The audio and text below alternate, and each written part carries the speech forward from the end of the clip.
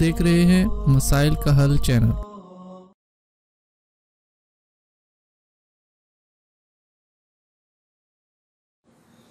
बिस्मिल्लाहिर्रहमानिर्रहीम अल्हम्दुलिल्लाहि रब्बिल आलमीन वस्सलातु वस्सलामु अला सय्यिदिना हबीबिना मुहम्मदिन व अला आलिहि व अस्हाबिहि अजमाइन।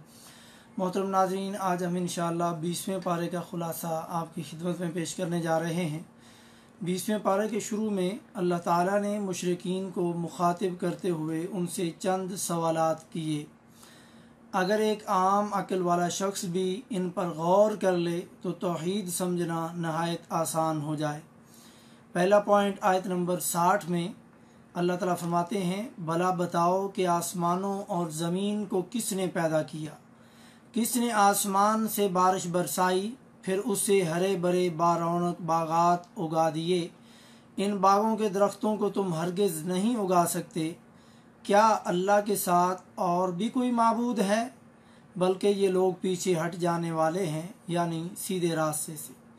दूसरा पॉइंट आयत नंबर 61 में फरमाया, क्या वो जिसने ज़मीन को ठहराने की जगह बनाया और उसके दरमियान नहरें जारी कर दी और उसके लिए पहाड़ बनाए और दो समंदरों के दरमियान रुकावट डाल दी, क्या अल्लाह के साथ और भी कोई माबूद है? बल्कि उनमें से अक्सर कुछ नहीं जानते।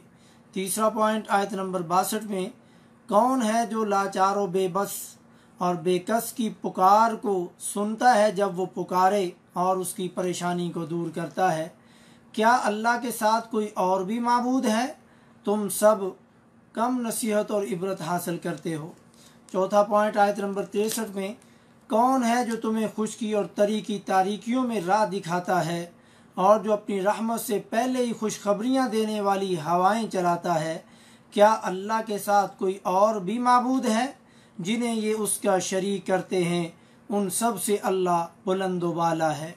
पाँचवा पॉइंट आयत नंबर 64 में, कौन है जो मखलूक की पहली दफ़ा पैदाइश करता है फिर उसे लौटाएगा, और कौन है जो तुम्हें आसमान और ज़मीन से रोज़ियाँ अता कर रहा है? क्या अल्लाह के साथ कोई और भी माबूद है? आप कह दीजिए, अगर सच्चे हो तो दलील लाओ। छठा पॉइंट आयत नंबर 65 में, कह दीजिए कि आसमानों और ज़मीन में अल्लाह के सिवा कोई गैब नहीं जानता। उन्हें तो ये भी मालूम नहीं कि कब उठा करके खड़े किए जाएंगे। यानी जिस तरह सब मामलात में अल्लाह ताला मुनफरिद और अकेला है, इसी तरह अल्लाह गैब जानने में भी मुनफरिद और अकेला है। अम्बिया को भी उतना ही इल्म होता है जितना वही और इल्हाम के ज़रिए उनको बताया जाता है। सातवां पॉइंट आयत नंबर 76 में, यकीनन ये कुरान बनी इसराइल के सामने उन अक्सर चीज़ों का बयान कर रहा है जिनमें ये इख्तिलाफ करते हैं। जैसे आज मुसलमान कुरान को सुनकर पढ़कर शिर्क और बिदात नहीं छोड़ता, अगर नबी सल्लल्लाहु अलैहि वसल्लम आज खुद आकर के भी बता दें कि ये शिर्क है और ये बिदत है, उन लोगों ने फिर भी इस बिदत और शिर्क को नहीं छोड़ना और उनकी बात नहीं माननी, जैसे बनी इसराइल और दूसरी कौमों ने अपने अम्बिया की और उनकी दलीलों की परवाह न की। आठवां पॉइंट, मुर्दों को कब्र वालों को कोई सुना नहीं सकता। आयत नंबर 80 में, बेशक आप ना मुर्दों को सुना सकते हैं और ना बहरों को अपनी पुकार सुना सकते हैं। नौवां पॉइंट, ज़मीन से जानवर का निकलना। क़यामत की बड़ी निशानियों में से एक निशानी ज़मीन से जानवर का निकलना है, जैसा कि आयत नंबर 82 में, जब उनके ऊपर अजाब का वादा साबित हो जाएगा, हम ज़मीन से उनके लिए एक जानवर निकालेंगे जो उनसे बातें करता होगा कि लोग हमारी आयतों पर यकीन नहीं करते थे। 10वां पॉइंट, मुसलमानों को नसीहत। आयत नंबर 91 में, मुझे तो बस यही हुक्म दिया गया है कि मैं उस शहर के परवरदिगार की इबादत करता रहूं जिसने इसे हुर्मत वाला बनाया है। यहाँ पर सूरतुल नमल ख़त्म हो रही है और सूरतुल क़सस शुरू हो रही है। दोनों के दरमियान रबत क्या है? 11वां पॉइंट, सूरतुल नमल में मुनज़्ज़म मुआशरे को मुनज़्ज़म करना और डिसिप्लिन दिया गया एक कौम को कि कैसे वो अपने आप को डिसिप्लिन और मुनज़्ज़म के लिहाज से कायम करे। इसमें कोई कंपनी, मुजतमा या उम्मत बनाने का खुत्ता और खाका पेश किया गया। इल्म की अहमियत के साथ अल्लाह का शुक्र और कैसे एक छोटी सी चींटी अपनी अकल से अपनी कौम को बचा रही है, और दूसरी तरफ अशरफुल मखलूकात इंसान है, वो जो अपनी कौम के लिए और उनको दोज़ख से बचाने के लिए क्या कर रहा है, कभी हमने कुछ सोचा? सूरतुल कसस ये सूरत वजाहत करती है कि हुकूमत और बादशाह सिर्फ एक अल्लाह की है, लिहाजा उस अल्लाह के बंदे बन कर के सिर्फ उसी को पुकारो। 12वां पॉइंट, आयत नंबर 1 से लेकर के 24 तक हज़रत मूसा अलैहिस्सलाम का किस्सा तफसील से बयान किया गया।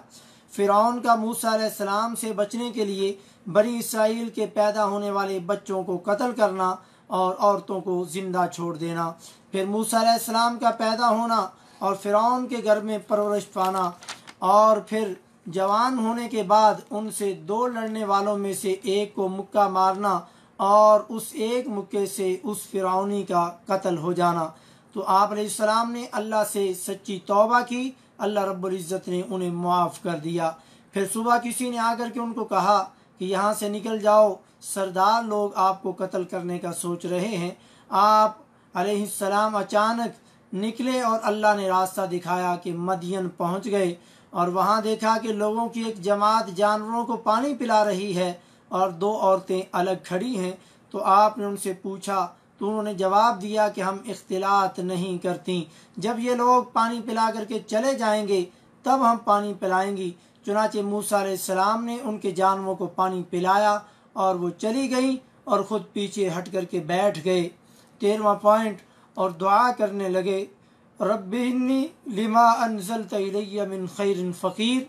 दियारे गैर है और दुश्मन से डर करके नई जगह पर परदेश में आए हैं, तो मूसा अलैहिस्सलाम ने ऐसी बेचारगी में अपने रब को पुकारा और अपनी गुर्बत और अपनी फ़कीरी का रब की तरफ उसको मंसूब किया और फरमाया, मेरे परवरदिगार, ऐ मेरे रब, जो कुछ भी तू भलाई मेरी तरफ उतारे मैं उसी का मुहताज और उसी का फ़कीर हूँ।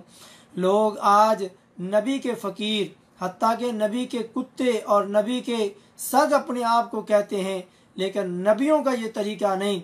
और ये हमारे यहाँ एक शिरकिया नात भी पढ़ी जाती है, शाह मदीना शाह मदीना, सारे नबी तेरे दर के सवाली, नऊज़ु बिल्लाह मिन ज़ालिक। अल्लाह ऐसे शिरक से हमें महफूज फरमा कि सारे नबी तेरे दर के सवाली, यानी नबी सल्लल्लाहु अलैहि वसल्लम के दर के सवाली, जबकि मूसा अलैहिस्सलाम क्या फरमा रहे, रब्बी इन्नी लिमा अनज़लत इलैया मिन खैरिन फ़कीर, कि अल्लाह जो भलाई तो मेरे ऊपर नाजल कर दे, मैं तेरे ही दर का फ़कीर और मुहताज हूँ।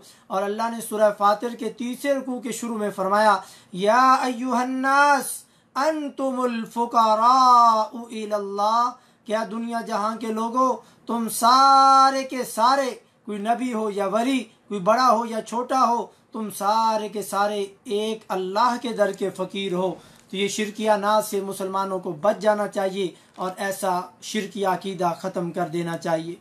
14वां पॉइंट, आयत नंबर 25 में, इतने में उन 2 औरतों में से एक उनकी तरफ शर्म व हया से चलती हुई आई और कहने लगी कि मेरे वालिद साहब आपको बुला रहे हैं ताकि हमारे जानवरों को जो आपने पानी पिलाया है उसकी उजरत दें। तो मूसा अलैहिस्सलाम गए और जा कर के उनके वालिद साहब को सारा माजरा सुना दिया। लड़की की पाकी, पर्दा और शर्म व हया का कुरान ने बतौर ख़ास जिक्र किया। यही औरत का असल जेवर है जिससे आज की अक्सर मुसलमान औरतें महरूम हैं। 15वां पॉइंट, आयत नंबर 27 में, तो शुआइब अलैहिस्सलाम ने कहा कि 8 साल मेरा काम काज करें, इस बिना पर आपसे मैं अपनी 2 बेटियों में से एक बेटी का निकाह करता हूँ, और अगर 10 साल पूरे करोगे तो बहुत ही अच्छा होगा। आप अलैहिस्सलाम ने यह मुद्दत पूरी की और मुद्दत पूरी करने के बाद अपनी बीवी को लेकर के चल पड़े तो कोहे तूर पर आग देखी, जो लेने गए तो नबूवत मिली। 16वां पॉइंट, आयत नंबर 31 में, और अल्लाह ने मोजज़ात दिए, एक लाठी फेंकने वाला मोजज़ा जो बाद में सांप बन गई, और मूसा अलैहिस्सलाम पीठ फेर कर वापस हो गए। तो अल्लाह ने फरमाया, मूसा डर मत, आगे आ। और आयत नंबर 32 में, हाथ को अपने गिरेबान में डाल करके बाहर निकालने पर चमकता हुआ बिल्कुल सफ़ेद निकला। ये 2 मोजज़े दिए और फ़िरौन की तरफ जाने का हुक्म दिया। 17वां पॉइंट, वो फ़िरौन से, उस फ़िरौनी के कत्ल की वजह से खौफज़दा थे, तो अपने भाई हारून के बारे में बात की तो अल्लाह ताला ने उनके भाई हारून को नबी बना करके साथ भेज करके उनके बाजू मजबूत कर दिए। आयत नंबर 35 में फरमाया क़ाल सनशुद्दु आदुदका बिअखीक, अल्लाह ने फरमाया हम तेरे भाई के साथ तेरे बाजू मजबूत कर देंगे। मगर आज हमारे मुआशरे में भाई भाई अपने बीवी बच्चों की वजह से लड़ रहे हैं, जायदाद और चंद पैसों की वजह से लड़ रहे हैं। कितनी अजीब बात है हमारे मुआशरे के अंदर। अल्लाह रब्बुल इज़्ज़त तो भाई को भाई से मजबूत कर रहा है, मगर आज इस मुआशरे में हिंदुओं के साथ रह रह करके हमने भाई को भाई से लड़ा दिया। ना हमने अपनी बच्चियों की ऐसी तरबियत की, ना हमने अपने बेटों की ऐसी तरबियत की कि ख़ानदान जो मजबूत होते हैं वो भाइयों के साथ होते हैं, तो मिलजुल करके रहा जाए। कोई भी मामलात हों तो मर्द उनको तय करें, औरतें उसमें दखल न दें। मगर आज औरतों की हुक्मरानी की वजह से, घरों में उनकी बात चलने की वजह से अक्सर घरानों वाले आज परेशान हैं, वल्इयाज़ु बिल्लाह। 18वां पॉइंट आयत नंबर 36 में फिर मूसा अलैहिस्सलाम उस फिरौन के पास गए और दावत दी, मगर उसने जुटलाया और जादूगर कहा। फिर फिरौन का मूसा और मूसा अलैहिस्सलाम के रब के साथ, रब्बुल आलमीन के साथ मजाक करना। आयत नंबर 38 में फिरौन कहने लगा है दरबारियों, मैं तो अपने सिवा किसी को तुम्हारा माबूद नहीं जानता। सुन ए हामान जो उसका वजीर था, तो मेरे लिए मट्टी को आग से पकवा करके यानी ईंटें बनवा करके फिर मेरे लिए एक महल तामीर करवा, ताकि मैं मूसा के माबूद को झांक लूँ, यानी उस पर चढ़ करके उसके माबूद को झांकूं। ये उसने हमारे रब के साथ मजाक किया। फिर अल्लाह ताला ने उसको और उसके लश्कर को डुबो करके गर्क कर दिया। 19वां पॉइंट नेक बंदों का तरीका, आयत नंबर 55 में, और जब बेहुदा बात कान में पड़ती है तो उससे किनारा कर लेते हैं और कह देते हैं कि हमारे लिए हमारे अमल हैं और तुम्हारे लिए तुम्हारे अमल है, और तुम पर सलाम हो, हम जाहिलों से उलझना नहीं चाहते। 20वां पॉइंट, नबी सल्लल्लाहु अलैहि वसल्लम किसी को हदायत नहीं दे सकते, ना किसी को राह रास्त ला सकते हैं। आयत नंबर 56 में अल्लाह ने फरमाया आप सल्लल्लाहु अलैहि वसल्लम से जिसे चाहे हदायत नहीं दे सकते, बल्कि अल्लाह ताला जिसे चाहे हदायत देता है। यह आयत उस वक़्त नाज़िल हुई जब आपके चचा अबू तालिब इस दुनिया से रुखसत हुए अपने कुफर की हालत में। आपके बार बार दावत देने और कलमा पढ़ने पर वो ईमान न लाए, तो आप सल्लल्लाहु अलैहि वसल्लम की उनकी कुफर की वजह से, कुफर पर वफात की वजह से दिल गमगीन हुआ और आप परेशान हुए और रो पड़े। तो अल्लाह ताला ने फरमाया क्या नबी, हदायत देना आपके इख्तियार में नहीं, यह हमारा काम है, और हम जिसे चाहें हदायत दें, और हदायत उसको मिलती है जो हदायत लेने की कोशिश करता है। 21वां पॉइंट, अजाब क्यों आते हैं। और आज वो भी लोग हैं जो अबू तालिब को हज़रत अबू तालिब कह करके पुकारते हैं, और कुछ ऐसे भी लोग हैं जो उनको सबसे बड़ा मुसलमान मानते हैं, नऊज़ु बिल्लाह मिन ज़ालिक, जबकि अल्लाह ताला ने उनको हदायत नहीं दी। और प्यारे नबी सल्लल्लाहु अलैहि वसल्लम रोए और सहाबा ने पूछा क्या आपसे वो जो मोहब्बत करते थे इस बिना पर उसके अजाब में कोई कमी नहीं आएगी। आपने हमारा कमी बस इतनी आएगी कि उनको जहन्नम का एक जूता पहना दिया जाएगा, जिसकी वजह से हमेशा उनके सर में से ऐसे उबाले निकलेंगे जैसे हंडिया उबलती है। वल्इयाज़ु बिल्लाह, ये सबसे कम तरीन अजाब होगा, लेकिन ये हमेशा होगा, इसको कोई ख़त्म नहीं कर सकता। 21वां पॉइंट, अजाब कब और क्यों आते हैं। आयत नंबर 59 में तेरा रब किसी एक बस्ती को भी उस वक्त तक हलाक नहीं करता जब तक कि उनकी किसी बड़ी बस्ती में अपना कोई पैगंबर न भेज दे जो उन्हें हमारी आयतें पढ़ करके सुना दे। और हम बस्तियों को उस वक़्त हलाक करते हैं जबकि वहाँ वाले जुल्म व सितम पर कमर कस लें, यानी नबी पहुँचने के बाद भी ईमान न लाएं, कुफ्र व शिर्क और जुल्म में मुसिर रहें, फिर हम अजाब भेजते हैं। 22वां पॉइंट, आयत नंबर 64 में कहा जाएगा कि अपने शरीकों को बुलाओ, और वो बुलाएंगे, पुकारेंगे, लेकिन उन्हें कल क़यामत के दिन कोई जवाब न मिलेगा। 23वां पॉइंट, आयत नंबर 71 से 72 तक, अगर अल्लाह तुम्हारे पास रात ही रात रखे क़यामत तक, तो कौन माबूद है जो दिन को लाए, क्या तुम सुनते नहीं? अगर अल्लाह तुम्हारे पास दिन ही दिन रखे क़यामत तक, तो कौन माबूद है जो रात को लाए, क्या तुम देखते नहीं? 24वां पॉइंट, कारून की हलाकत उसके तकब्बुर की वजह से। दो लोगों पर कुरान ने लानत की है और ये दोनों नबियों के ख़ानदान में से थे। एक नबी के चचा अबू लहब और दूसरा कारून। उन्होंने ख़ानदान का भी पासो लिहाज न रखा, बल्कि डट करके दोनों ने नबियों की मुखालफत की। आयत नंबर 76 में कारून के ख़जानों की चाबियों का इतना वज़न था कि एक ताकतवर जमात बड़ी मुश्किल से उठा सकती थी। एक बार उसकी कौम ने उससे कहा कि अतरा मत, अल्लाह ताला अतराने वालों से मोहब्बत नहीं रखता। उसका माल दे करके कुछ लोग ख्वाहिश करने लगे, तो इल्म वालों ने कहा कि अफसोस, बेहतर तो वो चीज़ है जो बतौर सवाब मिले। आयत नंबर 81 में आखिरकार हमने उसे उसके महल समेत ज़मीन में धंसा दिया और अल्लाह ताला की सिवा कोई जमात उसकी मदद के लिए तैयार न हुई, न वो खुद अपने आप को बचा सका। 25वां पॉइंट, आयत नंबर 84 में, जो शख्स नेकी लाएगा उसे उससे बेहतर मिलेगा और जो बुराई लेकर के आएगा तो उसे ऐसे बदअमाली करने वालों को उन्हीं के अमाल का बदला दिया जाएगा जो वो करते रहे। 26वां पॉइंट, आयत नंबर 88 में, अल्लाह ताला के साथ किसी और माबूद को ना पुकारना, बजुज़ अल्लाह के कोई और माबूद नहीं। हर चीज़ फना होने वाली है सवाए उसी अल्लाह की ज़ात के, और उसी का हुक्म और इरादा चलता है, तुम उसी की तरफ लौटाए जाओगे। यहाँ पर सूरतुल कसस ख़त्म हो रही है और सूरतुल अनकबूत शुरू हो रही है। अनकबूत यानी मकड़ी। सूरतुल कसस में हुकूमत और बादशाही अल्लाह की है, लिहाजा सिर्फ उसी को पुकारो। तो फिर सूरतुल अनकबूत में ये कहा गया कि यहाँ पर सूरतुल अनकबूत में फितनों और मुसीबतों और आजमाइशों का जिक्र किया गया, उनकी जज़ा का जिक्र किया गया जिन्होंने अपने नफ्स से जहाद किया। 28वां पॉइंट, ईमान लाने के बाद आजमाइश का आना ज़रूरी है। आयत नंबर 2, क्या लोगों ने गुमान कर रखा है कि उनके सिर्फ इस दावे पर कि हम ईमान लाए हैं हम उन्हें बगैर आजमाए हुए ही छोड़ देंगे, यानी ईमान के बाद बगैर इम्तिहान लिए उनको छोड़ दिया जाएगा? नहीं, उनको जान माल की तकलीफ़ आजमाइशों से गुजरना होगा ताकि खोटे और खड़े की पहचान हो सके। 29वां पॉइंट, आयत नंबर 4 में, क्या जो लोग बुराइयां कर रहे हैं उन्होंने ये समझ रखा है कि वो हमारे काबू से बाहर हो जाएंगे? ये लोग कैसी बुरी तजवीज़ें कर रहे हैं।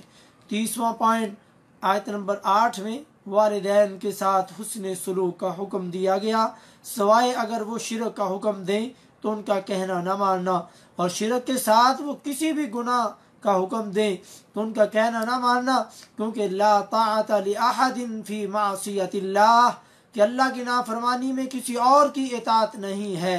31वां पॉइंट, नूह अलैहिस्सलाम की नबूवत का दुरानिया जिक्र किया गया। आयत नंबर 14 में हज़रत नूह अलैहिस्सलाम 950 साल अपनी कौम में रहे। ये बहुत बड़ी उम्र बनती है। टोटल उनकी उम्र कितनी थी अल्लाह बेहतर जानता है, मगर ये 950 साल उन्होंने तबलीग की। लेकिन कितने लोग मुसलमान हुए? चंद लोग, 80 या 82 लोग।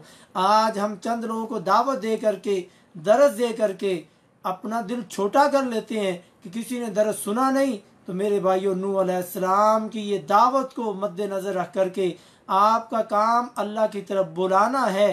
कोई आता है या नहीं आता ये आपकी जिम्मेदारी नहीं। तो अल्लाह ताला जो लोगों को अल्लाह की तरफ बुलाते हैं उनको नूह अलैहिस्सलाम की ज़िंदगी से सबक सीखना चाहिए। 32वां पॉइंट, आयत नंबर 16 में, और इब्राहीम अलैहिस्सलाम ने भी अपनी कौम से फरमाया कि अल्लाह ताला की इबादत करो और उसी से डरते रहो, अगर तुम अक्लमंद हो यही तुम्हारे लिए बेहतर है। 33वां पॉइंट, आयत नंबर 20 में, ज़मीन पर चल कर देख अल्लाह की निशानियों को पहचान, ज़मीन का विज़िट कर, यानी किस तरह पानी पर ज़मीन को बछाया, पहाड़ और वादियाँ, नहरें, समंदर, खूबसूरत जंगल और दरख्त और तरह तरह के फल पैदा किए। आयत नंबर 22 में, ना तो तू ज़मीन में अल्लाह को आजिज़ कर सकते हो, ना आसमान में अल्लाह ताला के सिवा तुम्हारा कोई वाली और ना कोई मददगार होगा। 34वां पॉइंट आयत नंबर 26 में, फिर लूत हजरत इब्राहीम अलैहिस्सलाम पर ईमान लाए। ये उम्मती थे, हजरत इब्राहीम अलैहिस्सलाम के बरादर थे। फिर लूत अलैहिस्सलाम को भी अल्लाह ताला ने नबी बना करके दूसरे इलाके में भेज दिया और उनकी कौम ने बदफेली की, उसमें मुब्तला हो गई। आखिरकार अल्लाह ने अजाब भेज दिया। 35वां पॉइंट, फिर शुएब अलैहिस्सलाम की कौम का तज़किरा किया और कौम आद और कौम सबूत का तज़किरा किया कि उनको कैसे तबाह किया। और फिर कारून, फिरौन, हामान के पास भी खुले मोजज़े भेजे गए, मगर फिर वो भी हमारी गिरफ्त से बच न सके। 36वां पॉइंट, शिरक की कमज़ोरी की मिसाल और मुशरिकीन के दलाइल की हकीकत। 41 नंबर आयत में उन लोगों की मिसाल जिन्होंने अल्लाह के सिवा और मददगार बना रखे हैं, मकड़ी की मिसाल जैसी है जिसने एक घर बनाया, हालांकि बेशक सब घरों में से कमज़ोर तरीन घर मकड़ी का घर है। अगर वो जानते होते, यकीनन अल्लाह तो जानता है। जैसे वो अल्लाह के सिवा जिसे वो अल्लाह के साथ पुकारते हैं, अल्लाह ताला उसे जानता है। जैसे आज का मुशरिक भी जितना मर्जी अपना शिरक छुपा ले, छुप करके कर ले, मदीना में जा करके नबी के गुंबद की तरफ अपना रुख करके सजदे कर ले, अपने कमरे में, वहाँ तो वो करने नहीं देते, और अपनी बिल्डिंग में जा करके अपने कमरे में वो गुंबद की तरफ मुंह करके नमाजें पढ़ लें या सजदे कर लें, अल्लाह तो उनके शिरक को जानता है कि वो किसको मदद के लिए पुकार रहे हैं, किसके सामने सजदे कर रहे हैं। अल्लाह से कुछ भी छुप नहीं सकता। 37वां और आखिरी पॉइंट आयत नंबर 43 में हम इन मिसालों को लोगों के लिए बयान कर रहे हैं। इन्हें सिर्फ इल्म वाले ही समझते हैं। इल्म से मुराद शरई इल्म, आयात और दलाइल का इल्म, जिन पर गौर और फिक्र के बाद इंसान को अल्लाह ताला की मार्फत हासिल होती है और दीन हक का रास्ता मिलता है, और हदायत उसी को मिलती है, हक वाला रास्ता उसी को दिया जाता है जो कोशिश करता है। जैसा कि सूरतुल राद में अल्लाह ने फरमाया, वयहदी इलैहि मन अनाब। अल्लाह रब्बुल इज़्ज़त हमें कुरान पाक को समझने की और अल्लाह ने जो मिसालें और जो इबरतें हमारे लिए बयान की है, उनसे हमें इबरत लेने की तौफीक नसीब फरमाए। वमा तौफीकी इल्ला बिल्लाह।